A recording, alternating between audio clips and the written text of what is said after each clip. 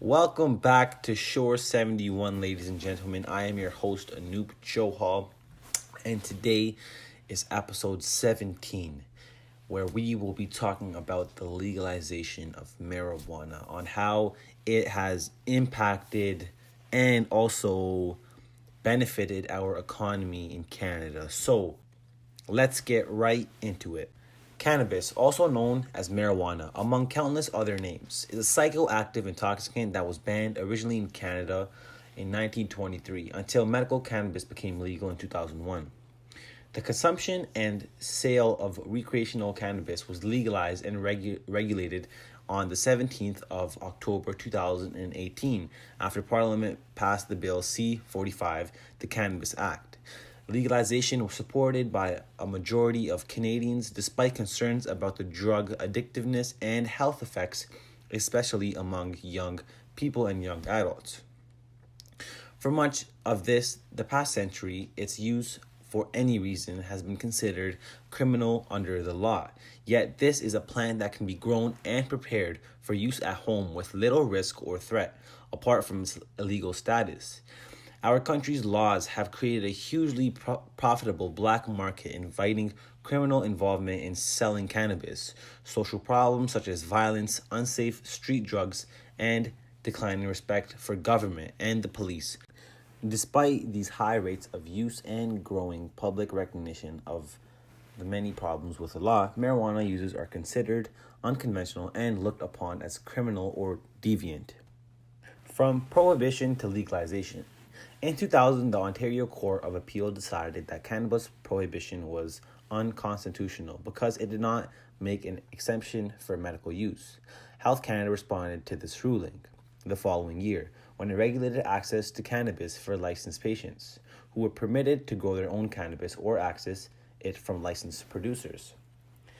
After medical regulation, the Liberal governments introduced the legislation to decriminalize cannabis in 2003 and 2004, but unfortunately both bills failed. The approach to the cannabis changed considerably under the Conservative government of Stephen Harper, which imposed a mandatory sentences on cannabis dealers and minimum sentences for illegal producers. This shift in government approach led to increased arrests for simple possession in cities across the countries.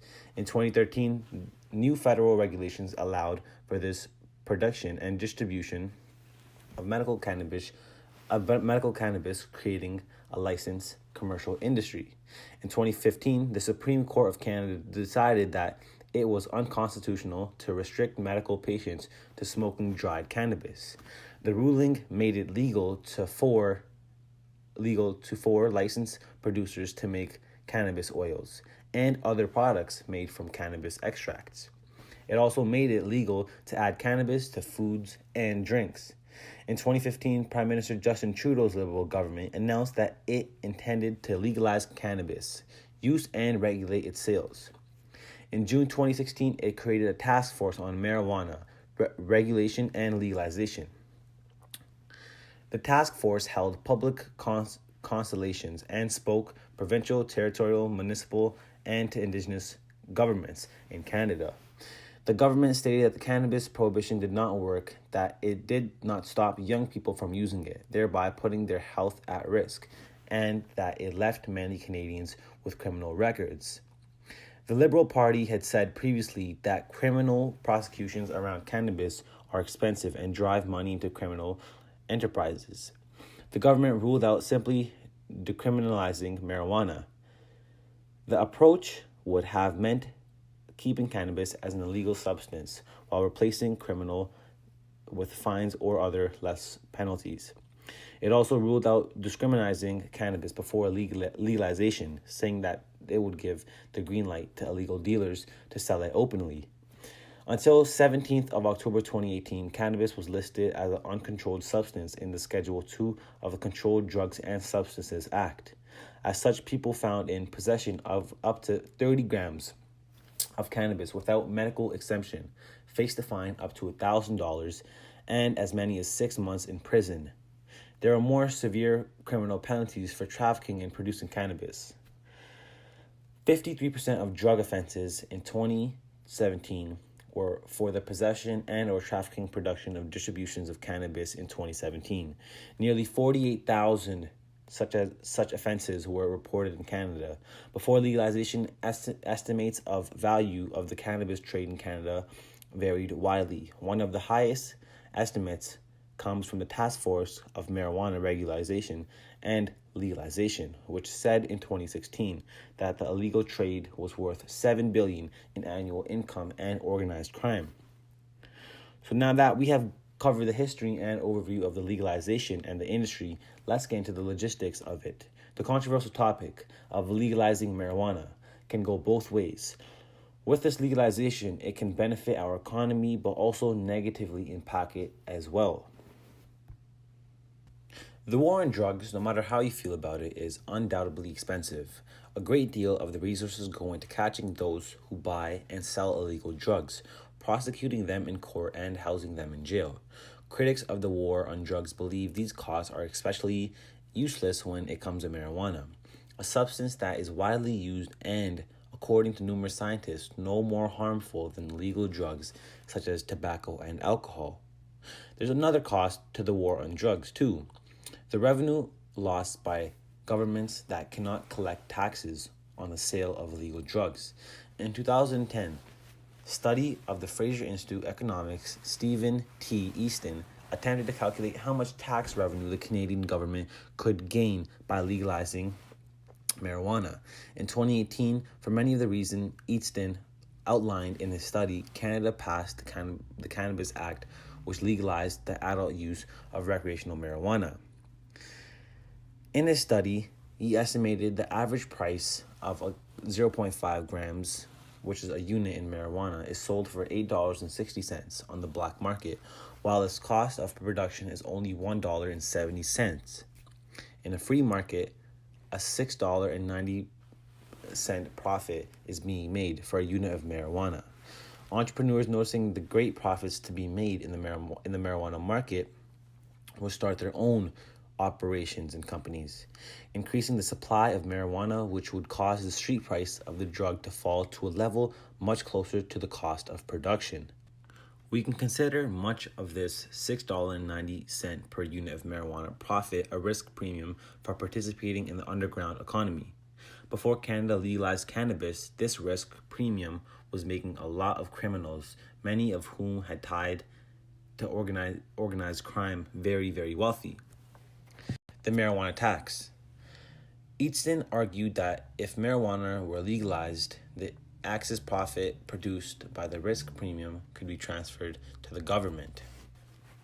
With the marijuana taxes, if we substitute a tax on marijuana cigarettes equal to the difference between the local production cost and the street price people currently pay, that is, transfer the revenue from the current producers and the marketers to the government, leaving all the marketing and transportation issues aside, we would have a revenue of, let's say, $7 per unit of marijuana, which is 0.5 of a gram.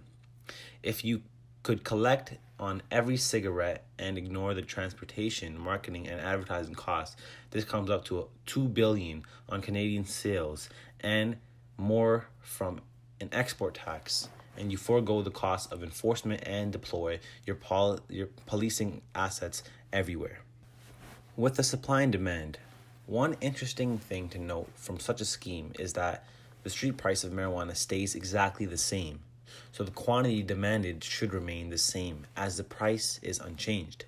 However, it's quite likely in places where cannabis use is currently criminalized that legalization would change the demand for marijuana. We saw that there was a risk in illegally selling marijuana, but since drug laws often target both the buyer and seller, there's also a risk to the consumer interested in buying marijuana. Legalization would eliminate this risk, causing the demand to rise. From a public policy standpoint, this is a mixed bag. Increased marijuana use can have ill effects on the health of the population, but increased sales bring in more revenue for the government.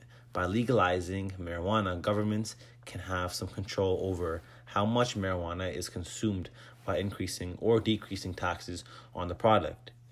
There is a limit to this, however, as setting taxes too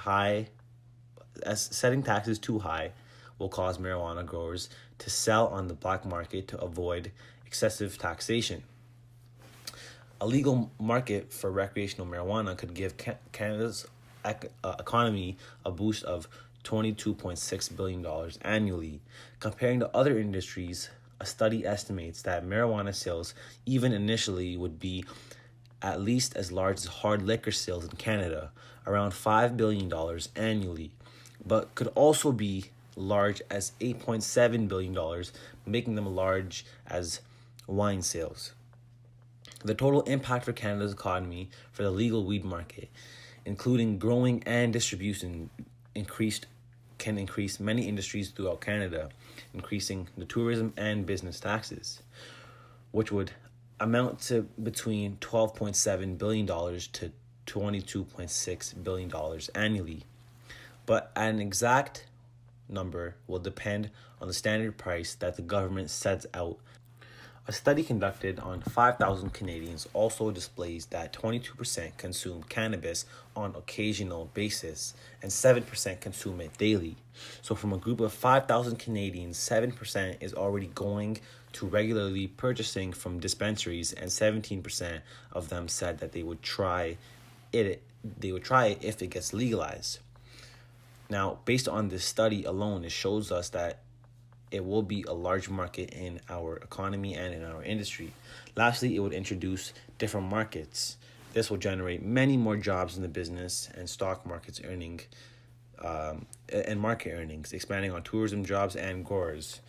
The agriculture manufacturer is one huge market that could be coming out of this. Now, focusing on the job industry. In 2015, the legal marijuana industry in Colorado created more than 18,000 new full-time jobs and generated $2.4 billion in economic activity, according to a first-of-its-kind analysis of the economics of legal cannabis in the state. The study conducted by the economic consulting firm Marijuana Policy Group is based on 2 years of sale numbers from the state of Colorado. It measured both the direct effects of legalization, including close to $1 billion in retail sales in 2015, and the industry's spillover effects on the Colorado economy. These indirect impacts of marijuana legalization came from increased demand on local goods and services. Growers rent warehouse space and purchase lighting and irrigation equipment. For instance, marijuana retailers similarly rely on other companies like contractors, lawyers, and bookkeeping services to conduct their own businesses. In Canada today, the cultivation of black market cannabis is estimated at generating $8 billion per year in revenue. If this market pulled out of the shadows, regulated and taxed a 25% rate, similar to Colorado's tax scheme, it could generate $2 billion in new annual tax revenue, create more than 90,000 jobs, and open new fields of study for universities and researchers across the nation. This economic ripple effects for constructions, services, and agricultures would be in the tens of billions, reviving a commitment to technical knowledge and world leadership for Canadian innovation. In jurisdiction in the U.S., such as Colorado, where cannabis is legal and taxed, the impacts have been substantial. Last month, for the first time, Colorado reported more tax revenue from cannabis than alcohol, which is a huge deal if we think about it. If we focus on a new financial resource on healthcare, it could mean pay increases for hundreds of thousands of nurses, thousands of doctors, and more hospital beds in underserved rural communities. If we could employ this tax revenue for education, shrinking class sizes nationwide, employing tens of thousands of new teachers, and upgrading classroom technology to better meet the needs of the next generation in the information age. Policing cannabis crime in Canada costs more than $500 million per year. This puts first responders' lives at risk and diverts their attention from serious offenses. Legalization of cannabis could reduce chargeable drug offenses in Canada by more than half. increased investment in Canadian infrastructure, reduced taxes, and shrinking deficits all at the same time. If we regulate and tax that industry, whether we like it or not, already exists in the black market today. Now, Canada needs to stay competitive in changing the world. We have an opportunity to reduce our reliance on resource harvesting and fossil fuel sectors and fluctuate with an unstable global economy and the price of oil. Canada's legalization is the only new revenue stream that can make real impact on a short timeline. Previously, Mr. Trudeau has stated that he expects only modest returns from the legalization and that the money should be focused on addiction and support programs. This has been thoroughly mocked by his political opponents. But Mr. Trudeau has maintained from the earliest days of his campaign that legalization is not about the money maker, but about the public health and safety. And on that front, he is right. The Centre of Addiction and Mental Health, which is Canada's largest mental health and addiction facility, called for legalization 2 years ago, citing how Canada's marijuana prohibition fails to prevent or reduce harms associated with its use. The hospital encouraged a framework that addresses and prevents cannabis-impaired driving, which grants better access to the treatment and reinvests profits into education and prevention.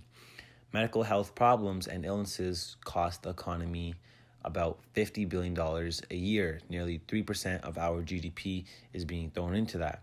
According to a 2011 report from the Mental Health Commission of Canada, now this is a figure that matters. The culminating cost of providing treatment, care, and support services over the next 30 years is expected to exceed $2.5 trillion, the study found.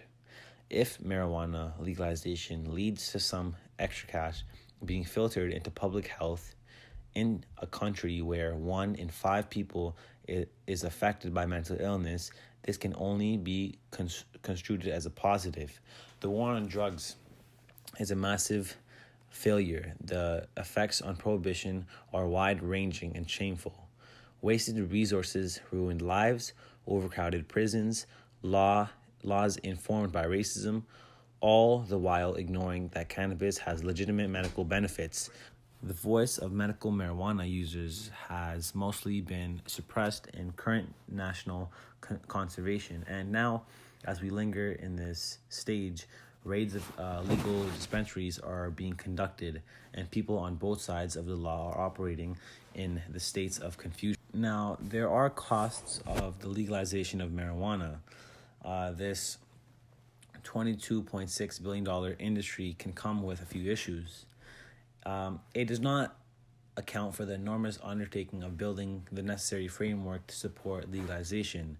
There will be regulations around marketing, sales, production, and transportation, which will eventually happen in each province and territory, and it will have different systems dependent on their needs, resulting in expensive patchwork and regulatory parts.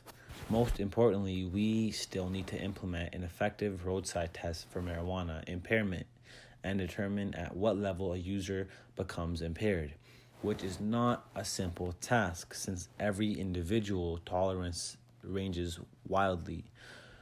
And we are also not likely to save such in criminal justice expenditures, as the laws around marijuana are applied selectively in almost any legal state. So legalization will only be making the current situation a bit more difficult. In CIBC's finding, they are also dependent on elimination of the illicit black market, which is unlikely to happen. Dispensaries will have their limits on their operations, which require proof of age, having a set price, and certain criteria. These are all important and necessary restrictions, but they also ensure that others will still turn to the streets. It is, after all, not an open-ended system which they are creating, but a restricted one. Legalization of marijuana may also lead to issues with finance and spending. The marijuana users will not be limited to any one irrespective of age. Therefore, a lot of youth and adults will engage themselves in smoking activities to larger extents until a huge chunk of their finances will have nowhere else to be spent apart from purchasing marijuana. There will be a decreased rate of development, especially in terms of family relationship. Laziness and irresponsibleness behavior may also be another effect whereby a majority of workers smoking marijuana can fail to take full responsibility at their workplaces. As a result, there is a lower productivity of the workforce, which means lower profitability of organizations. On a larger picture, it also brings out lower rate of economic development. Now, how effective was Canada's decision on legalizing marijuana? Legalization of marijuana would result in reduced black market network in Canada. Currently, there is still a ban in place on the drug. This has not, however, prevented people from using it. Statistically, it is approximated that 15% of the population uses marijuana on a regular basis. Now, what does this mean? This is an indicator that even though there is a blanket on the ban, there is some way in which marijuana circulates through the back streets. Its legalization would therefore result in opening up the lid over what has been one of the worst kept secrets in the country. There is a booming marijuana black market. While at first it would result in increased usage by Canadians, the frequency would soon level off and the initial craze will wane. Just as in the case with alcohol, it would also bring to the fore new business that would be taxed and hence contribute even further to the economic development of Canada. Currently, this is not possible as authorities simply assume that the business is illegal and hence cannot be taxed. By acknowledging the business, its taxation would in turn bring more revenue for local authorities and central government than the current state where nothing is being collected, but a lot is being made. As a result, it would have positive effects on the economy of Canada. It is evident to say that this decision should be supported of legalizing marijuana. There is plenty of business and investors that will benefit from this legalization, overall benefiting the economy, even though there has not yet been a breathalyzer introduced to measure cannabis in the bloodstream. It will allow different fields such as science or engineering to come up with this innovative to measure cannabis and will be a global advantage. Legalization is creating a whole new industry, perhaps a whole new economy, but even as pot generates new jobs and new companies and new stock markets, earnings in both business and society as a whole, there are plenty of potential pitfalls and many uncertainties. Furthermore, the legalization of marijuana will give entrepreneurs an opportunity while shutting down the black market.